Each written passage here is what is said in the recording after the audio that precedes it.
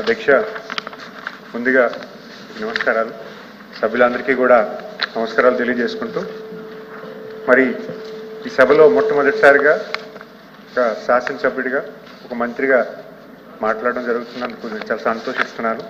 మరి ఇలాంటి అవకాశాన్ని నాకు కల్పించినటువంటి మా నాయకుడు గౌరవ ముఖ్యమంత్రి వర్యులు చంద్రబాబు నాయుడు గారికి, అలాగే పవన్ కళ్యాణ్ గారికి, యువ నాయకులు లోకేష్ బాబు గారికి, అలాగే విజయనగరం జిల్లా తెలుగుదేశం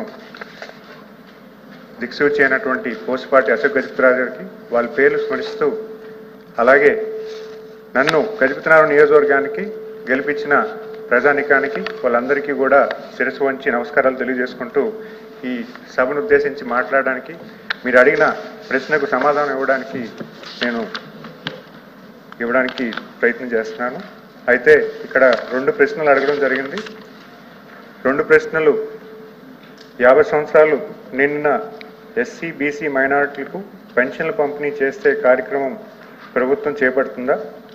అయితే ఆ వివరాలు ఏమిటి? ఈ 2 ప్రశ్నలకి సమాధానం చెప్తూ, ప్రభుత్వం చేపట్టి పెన్షన్ పథకం అత్యంత ప్రధానమైనది. సమాజంలోని అన్ని వర్గాలు సంక్షేమం మరియు అభివృద్ధికి ప్రభుత్వం కట్టుబడి ఉంది. గౌరవప్రదమైన జీవితాన్ని అందించడానికి సమాజంలోని పేద మరియు బలహీన వర్గాలకి, ముఖ్యంగా వృద్ధులకి మరియు ఆసక్తులకి, వితంతువులకి మరియు దివ్యాంగులకి కష్టాలను తీర్చడానికి పెన్షన్ మొత్తాన్ని పెంచడం అనేది ఒక ప్రధానమైన సంక్షేమ కార్యక్రమంగా ఉంది.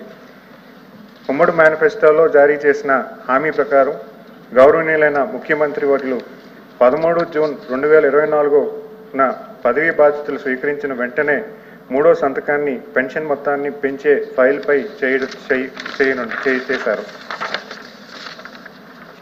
పంచాయతీరాజ్ గ్రామీణాభివృద్ధి R&D 1 శాఖ జీవో MS నెంబర్ 43 ప్రకారం ప్రస్తుతం నెలకి ఉన్న వృద్ధాప్యం, వితంతువులు, నేతకారులు, కల్లుగీతకారులు, మత్స్యకారులు, ఒంటరి మహిళలు, సాంప్రదాయ చర్మకారులు, ట్రాన్స్జెండర్లు, ఆర్ట్, డప్పు కళాకారులు మరియు కళాకారులకు ఇచ్చే పెన్షన్ మొత్తాన్ని ప్రతి నెల 3,000 నుండి 4,000 రూపాయలకు పెంచడం, దివ్యాంగులందరికీ మరియు బహుళ వైకల్యం గల కుష్టి వ్యాధిగ్రస్తులకు దివ్యాంగ పెన్షన్లు 3,000 నుంచి 6,000 రూపాయలకు పెంచడం, పూర్తి వైకల్యం గల దివ్యాంగులకు పెన్షన్ 5,000 నుంచి 15,000 రూపాయలు పెంచడం, అలాగే దీర్ఘకాలిక వ్యాధిగ్రస్తులు అంటే 2 కాలు బోధకాలు గ్రేడ్ 4, కిడ్నీ, లివర్ మరియు గుండె మార్పిడి, డయాలసిస్ పై తీవ్రమైన కిడ్నీ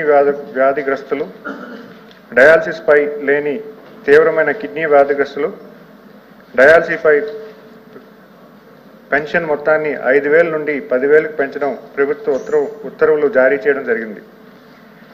పైన పేర్కొన్న పెన్షన్ పెంపుపై సామాజిక భద్రత పెన్షన్ల మొత్తం వ్యయం నెలకు 1939.37 కోట్ల నుండి 2758.31 కోట్లకు పెరిగింది. ఎన్టీఆర్ భరోసా పెన్షన్ పథకం క్రింద ఆర్థిక సంవత్సరంలో వార్షిక బడ్జెట్ 23,272.44 కోట్ల నుండి 33,099.72 కోట్లకు పెరిగింది. గత ప్రభుత్వం సచివాలయం ఉద్యోగుల ద్వారా ఇంటింటికి పెన్షన్ల పంపిణీ సాధ్యం కాదని చెప్పింది. ఈ ప్రభుత్వం పెన్షన్దారు ఇంటి వద్దకే పెన్షన్ పంపిణీ సౌకర్యాన్ని గ్రామ వార్డు సచివాలయం ఉద్యోగుల ద్వారా కల్పించడానికి కట్టుబడి ఉన్నది. తదనుగుణంగా మొదటి రోజే 95% పెన్షన్లు పంపిణీ చేయడం జరిగింది మరియు 2వ రోజు నాటికే 99.08% పూర్తి చేసి సచివాలయం ఉద్యోగులతో పెన్షన్ల పంపిణీ నిరూపించడం జరిగింది. మొత్తం 65,18,496 పెన్షన్లలో 64,58,380 పెన్షన్లు అంటే సుమారు 99.08% పంపిణీ చేయడమైంది మరియు ప్రతి పెన్షన్దారుడు 3,000 బకాయిలు మొత్తం సహా 4,359.28 కోట్లు పంపిణీ చేయడమైనది. మేనిఫెస్టోలో వాగ్దానం చేసే విధంగా ఎస్సీ, బీసీ మరియు మైనార్టీలకు చెందిన 50 సంవత్సరాలు పైబడి అర్హులైన వారికి వృద్ధాప్య పెన్షన్ మంజూరు చేసే విషయంలో ప్రభుత్వం మార్గదర్శకాలను రూపొందించనుంది.